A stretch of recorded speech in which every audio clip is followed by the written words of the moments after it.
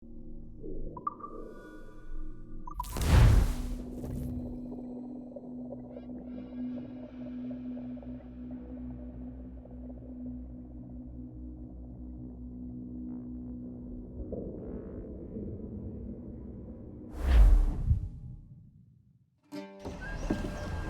this is the new Libertalia, eh?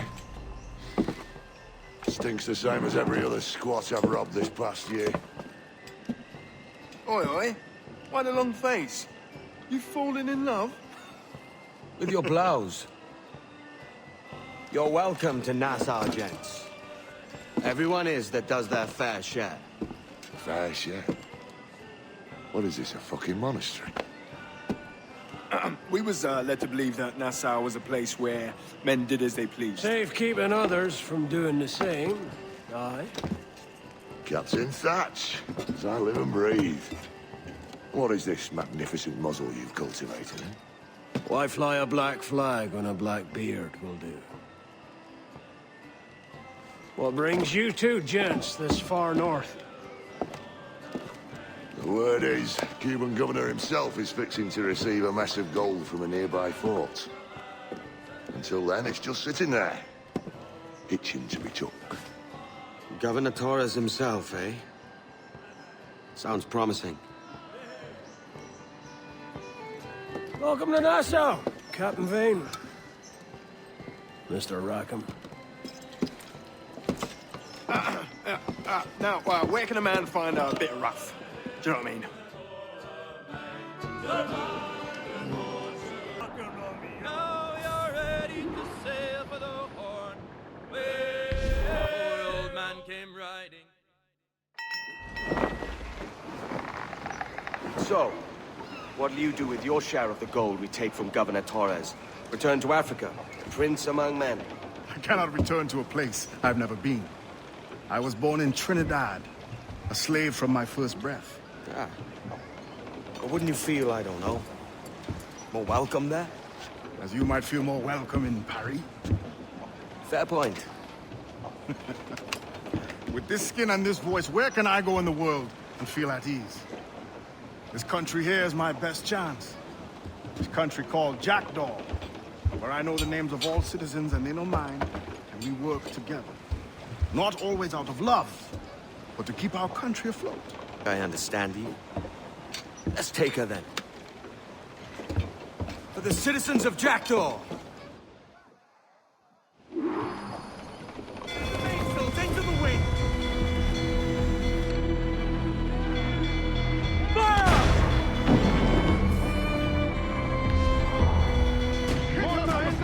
Ready to fire! All sleeping! The soul explodes like the saucer! Concentrate! Here it comes! Fire! I get some shot at towers, Captain!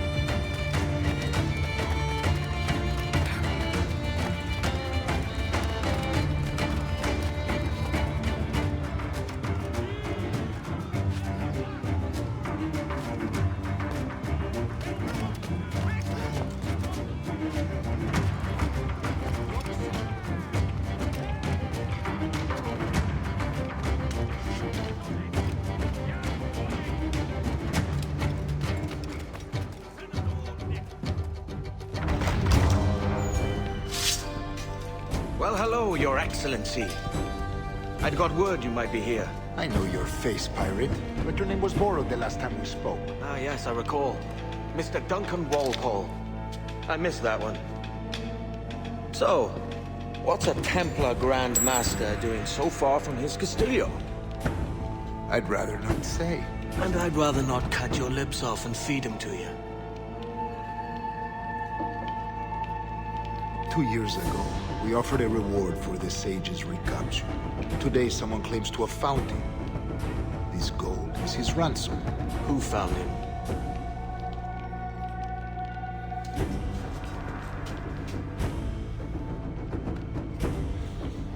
A slaver by the name of Lawrence Prince. He lives in Kingston. We like this story, Torres. And we want to help you finish it. But we're going to do it our way. Using you and your gold.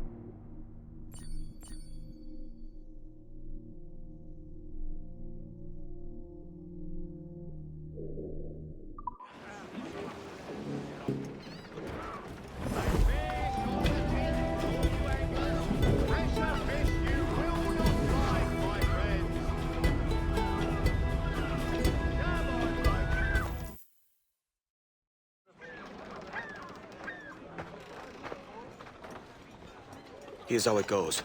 Torres meets with Prince, carrying a portion of the ransom, saying the rest is close behind.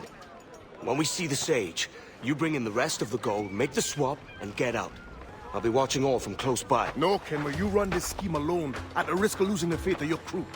It makes me ill to think of you bartering with that wretched slaver. Come on, mate.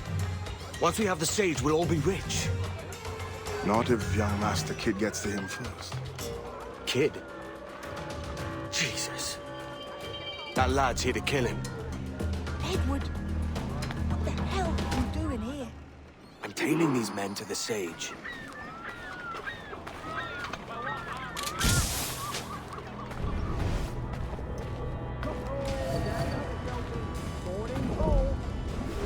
I think you've had enough.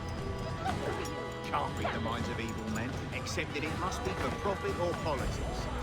Aye. Prince is leading us straight to him. All right, Jesus. Stay in my blade for a time, but not long.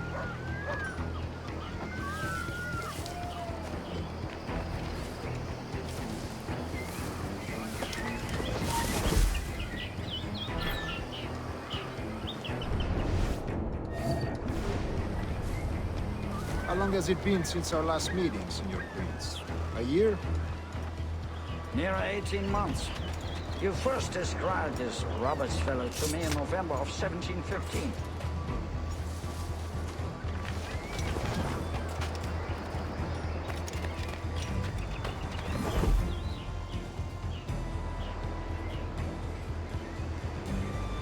Ah, I see. Much has changed in that short time, you know. None called me governor, for instance, where I quit that post last year. Ah, I was not aware.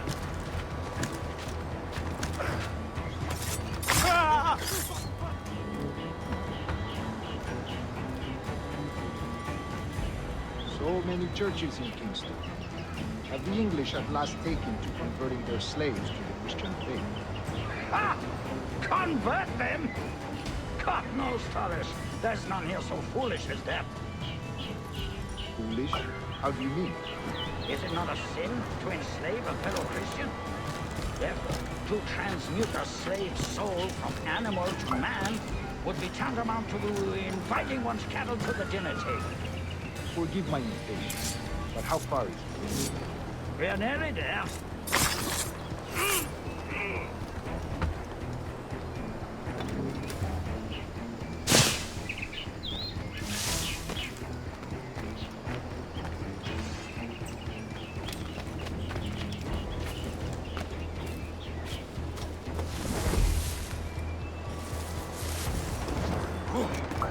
Stand your ground, slave, and face corporal punishment like a man. Why act like a man now, when you have denied me that right for 30 years? I'm glad you're bearing a problem, Prince. I believe all thinking, feeling men deserve respect and opportunity. Ah, you Spaniards. Your long ties to the Moors have diluted your blood and softened your hearts. This is not to say I believe in the natural equality of all races or sexes. Surely only talent and intelligence should lead. But there is no true profit to be gained by the practice of slavery. In the short term, it makes us money, see. But in the long term, it will render us the victims of our own success. Ah, but you and I, sir, old as we are, will not live to see that unfortunate day. So why bother?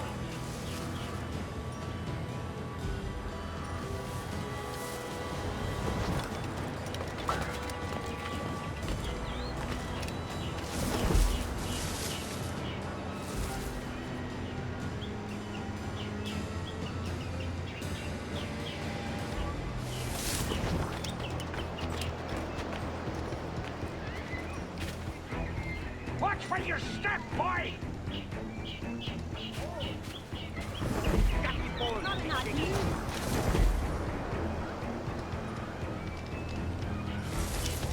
For virtue, not me. Virtue? Oh, Torres. I have no wish to waste my day chattering about slaves and their pitiable condition. Let us conclude this transaction, then celebrate as friends.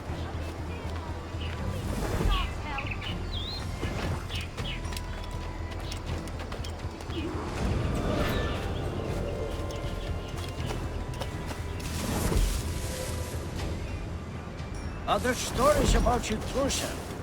You were a governor in Florida for a time. See. I'm one of the younger servants in my family. A long line of politicians. I have always toyed with the idea of entering politics myself. Only I feel I have too much money and not enough years. Speaking of stories, Prince, I've heard it said you were with Henry Morgan the day he sacked Panama. 1671, was it? Oh, it's all true, yes. But let us not overesteem the honors forged and won on the battlefield. That skirmish was a deadly one, and a tremendous waste of coin and resources. It wasn't until many years after that I sheathed my sword in favor of a far safer and yet more profitable venture. Capital and resources. That's where money is made. And sir, let me tell you, honor bought is more enjoyable than honor won, if a touch less permanent. I grow tired of this war. We must be close. Yes, just here. We must be on equal footing, you see. I don't trust Templars any more than you must trust me. Well, if I had known you were so skittish, I'd have brought you a bouquet of flowers. Oh, I don't know why I bothered. For the money, I suppose. Vast sums of money.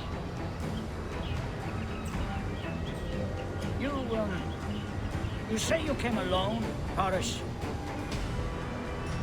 Not alone, but certainly without colleagues. I took passage aboard a British merchant's brig. Ah.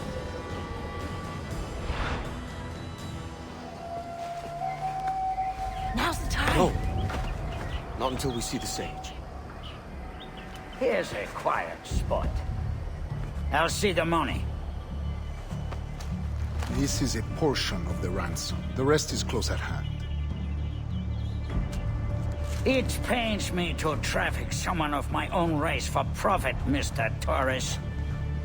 Tell me again, what has this Roberts fellow done to upset you? Is this some form of Protestant piety I'm not familiar with?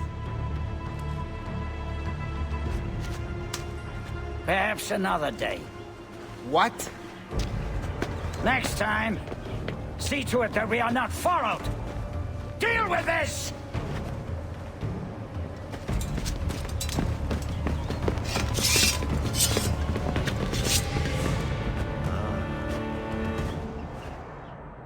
You cocked up my kill, Kenway. For a better cause.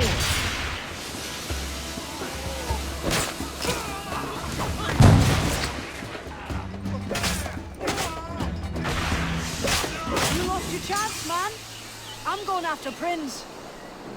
Kid, no! Jim, stop! Not this time, Kenway.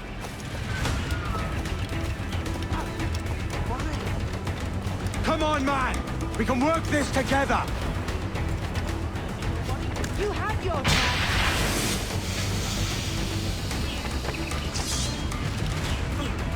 Stay your blade, kid! Wait!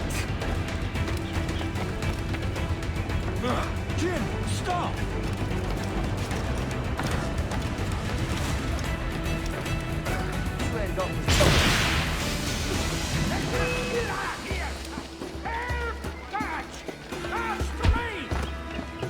Damn you, old scratch! Keep your natty hands off me!